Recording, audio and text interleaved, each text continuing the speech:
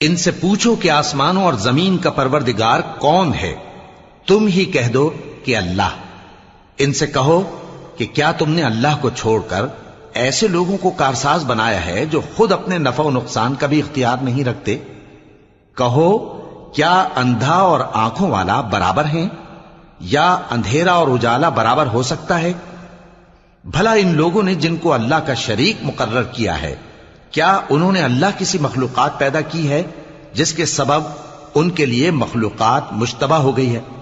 کہہ دو کہ اللہ ہی ہر چیز کا پیدا کرنے والا ہے اور وہ یکتا ہے، بڑا زبردست ہے۔ اسی نے آسمان سے مے برسایا، پھر اس سے اپنے اپنے اندازے کے مطابق نالے بہ نکلے، پھر پانی پر پھولا ہوا جھاگ آ گیا، اور جس چیز کو زیور یا کوئی اور سامان بنانے کے لیے آگ میں تپاتے ہیں اس میں بھی ایسا ہی جھاگ ہوتا ہے۔